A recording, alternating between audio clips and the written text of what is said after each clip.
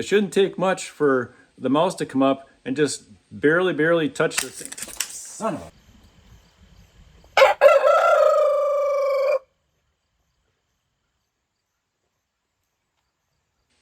Hey, welcome back everyone. I made a video a couple weeks back on how to get rid of mice and rats, and it did very well. And through the comments section, I learned a lot from all the comments that you folks left me. And a lot of you are very smart, also very funny. But today I'm making this video based off of the suggestions that you gave me.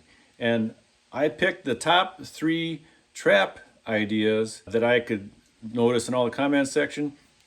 I picked the top 3 traps that were recommended, and I went out and purchased them, and I have them here today, and I'll show them to you.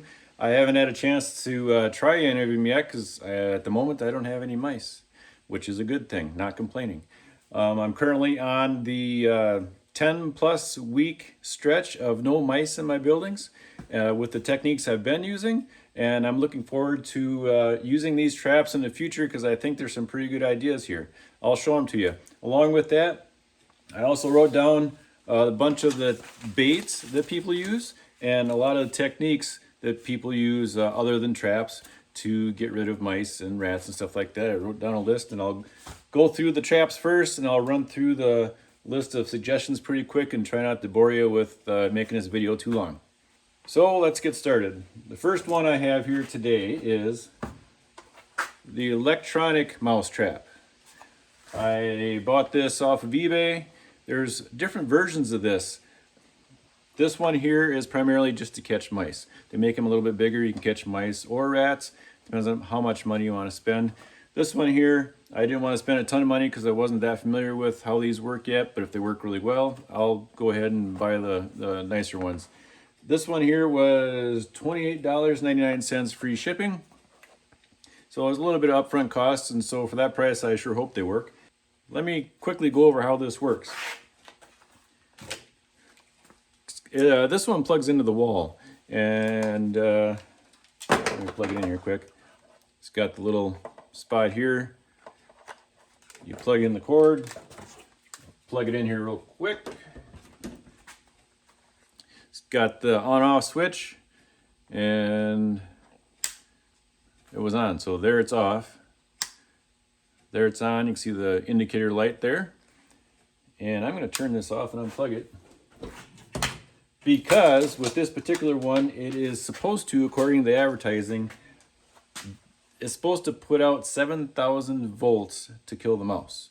I don't know how much you really need to kill a mouse, but I think 7,000 volts should do it.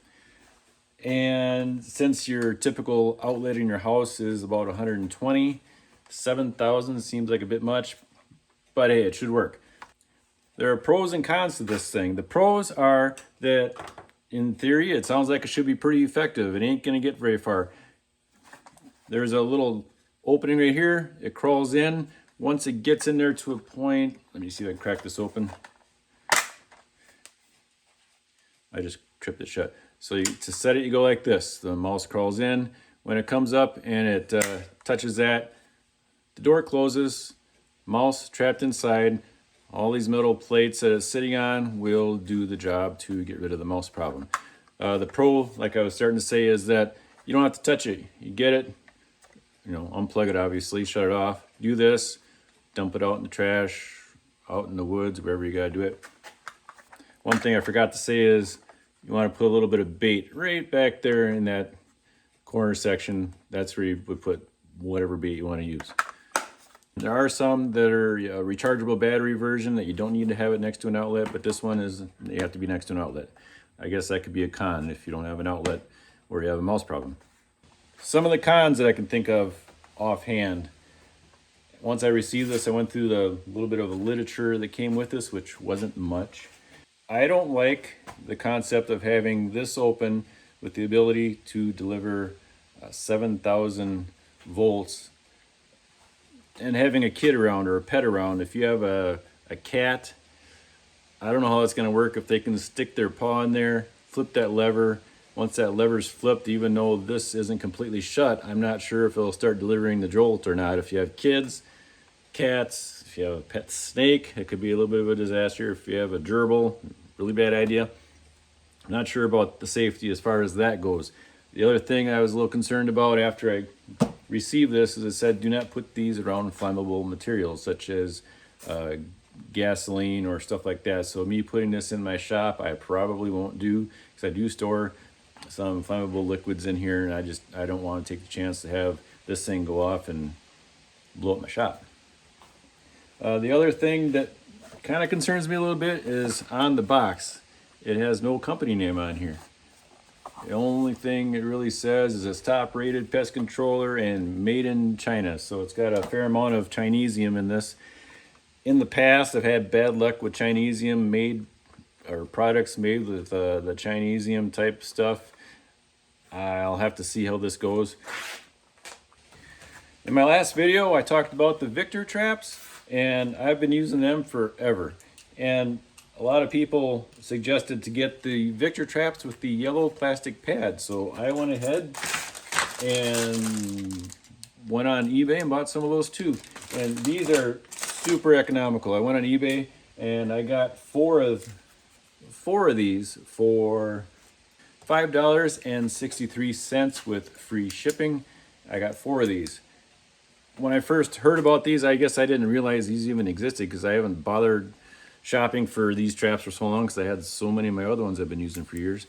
But when you think about it, the surface area here sounds like it's a really good idea because the mouse can't really tap dance around the trigger too much when the whole thing is the trigger. So with this thing, you got the little bitty bait thing right there.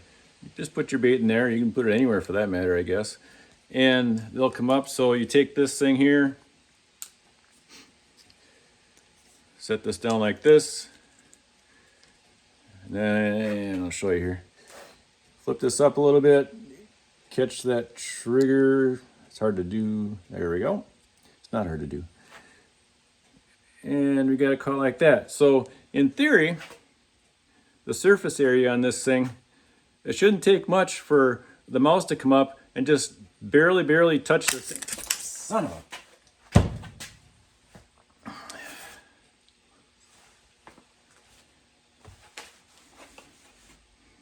That's just a little embarrassing, little painful, but hey.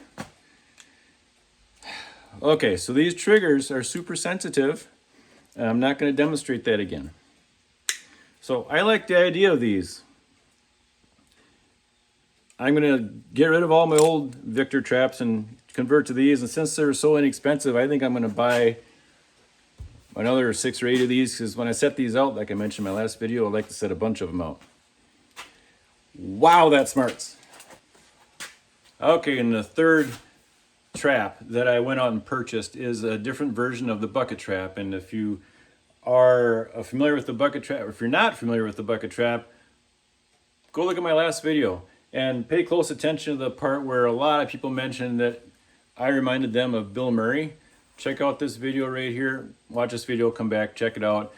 I talk about the bucket trap, and when I heard the comments about Bill Murray, I busted up laughing. That was so funny. I never even thought about that, but you know, this guy was my hero for many years. Just keep this picture in mind when you watch that clip.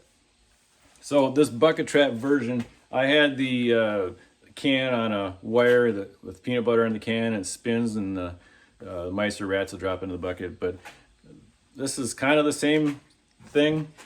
So I got an old bucket here, and I got one of these. Purchased this online as well. This one here, it actually snaps onto the bucket pretty well. But here again, the company, this is the box it came in. The company's name isn't on this box at all. And it also is a Chinesium type product. It didn't cost much. It was, let me look here, $12.75, and they sent me 2 of them, and it was free shipping. Chinesium or not, I'm going to give it a shot because that's not much money to spend for as well as the bucket traps worked for me in the past. So with this comes, I call them ramps, little ladders. You set these up on both sides of the bucket for them to come up on top. They come around. There's a little bitty indentation right here on both of these flaps. You can put some type of bait in there, and they crawl across and they tip down and they slip into the bucket. And it's on both sides like that. Some people say not to put any bait on the top and to just fill your bucket up with water to whatever height you need. And they say at that point, put bird seed or something like that on the surface of the water and it'll float there. So when the mouse, the rat, whatever comes up, if that thing starts to tip open and they see it there, they'll think it's food. They'll gladly jump in and get it, not realizing it's water underneath there and they can't get back out. So I kind of like that idea too. So for the price of this, even though it seems kind of flimsy and these things come flying out pretty easy, it's worth a shot for that price. Made in China. They do make a lot better quality versions, I believe, made here in the US. So if you're in the market for one of these, you don't want to spend a lot of money, go ahead and get these cheap ones. But if you want it for the long haul and something that's not quite as flimsy, I would suggest getting something out of the US that's probably, it's going to cost a little bit more money, but it's probably worth it. Now I just discovered evidence of a rat being out next to my chicken coop. So just this morning I saw that. So I am going to take this and set it out there and keep an eye out. I'm going to post on my YouTube channel some pictures or results I get from this. I fully expect to at least get one rat, if not more, and probably a couple mice out there. I'm going to put this to test right away. Hopefully by tomorrow morning I'll have something to show you. Keep an eye out for that. Now I'm going to go over real quick some of the suggestions from you, the viewer. And to start off with, I got to put on my old man glasses because I can't see up close. The one thing I forgot to mention in my last video was it's really important to seal your entrances where these rats and mice can come in. I should have said that in my first video, and that is very important. A lot of people pointed that out, and they're right.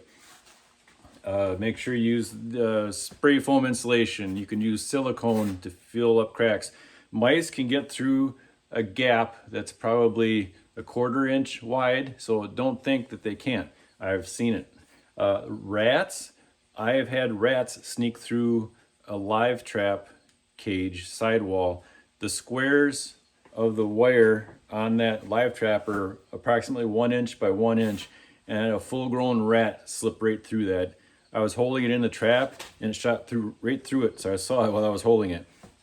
Couldn't believe that big a rat can contort its body to fit through something that small, but it just goes to show they can come in through the smallest of cracks and holes in any building. So just because it's a small looking gap or void, you got to fill it up as best you can. Steel wool, silicone, any of those things will work really well. It is important. There is a few comments about catching the mice and releasing them back out in the wild to protect our ecosystem, and I completely agree.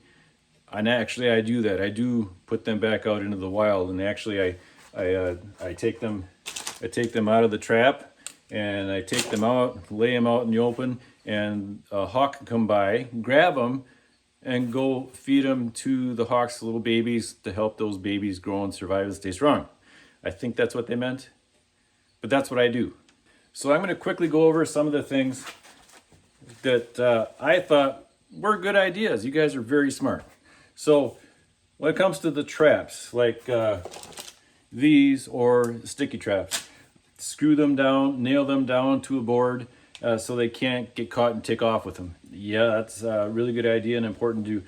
They could take on these triggers, some people suggested taking like an almond or dog food, cat food, super glue it or hot glue it onto the trigger, and it supposedly it lasts a really long time. They can't just take off with the bait, and they're going to work at it and hit that trigger. Excellent idea. A few people mentioned to take a string or a piece of thread, a short piece, and to tie it right onto this. And that way, if they do get the bait somehow and they don't trip this off, they're greedy and they want to take that string back to their nest, they're going to grab onto that string and pull the trigger. Very good idea. I like the idea. Just make sure the string isn't too long that the string hangs out here and they yank on it from out here to set the trap off. So you got to make sure the string is, tie it up here so when they yank on it, they're still in the kill zone. Excellent idea. Never thought about that. There's the issue about using cats. I should have mentioned that on my first video. Yes, cats are super mouse, rat predators. They would do a great job. I do have cats. I have 2 cats, and they are not skinny. We just have so many mice and so many rats in the area, they can't keep up. And I do not want to have 10, 20 cats around here either. You can get cats at an animal shelter.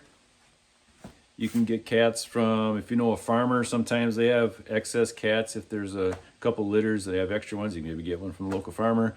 Side note, one time I accidentally shut my shop, went on a trip for a week, came back, and I didn't realize the cat was locked into the building. But when I came back into my shop, the cat was just fine. Cat didn't lose any weight whatsoever. So apparently the cat was drinking the water out of my bucket trap and ate enough mice, and that cat was fat as ever. Had a number of people talk about that leaving the radio on was one of the suggestions I had for keeping mice away. That they are saying that, well, I've got my TV on and I see mice run right by all the time while I'm watching TV, so the noise doesn't deter the mice. And it just got me thinking, how could that possibly be? And I think it's because the mice probably grew up, real close to that TV, and they're completely used to it. They probably were born on the other side of the wall, and they're used to hearing that all the time. So the only thing I could maybe suggest is bombard your area with traps.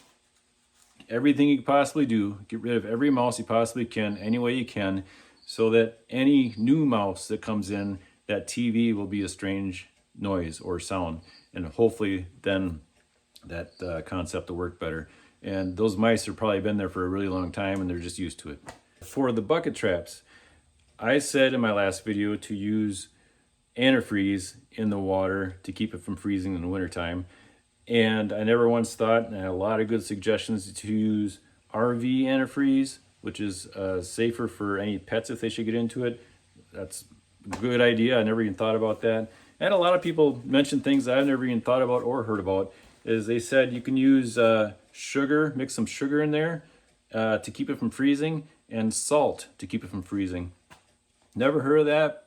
It's worth trying though. I mean, that's super easy to do, inexpensive, and it keeps it from freezing.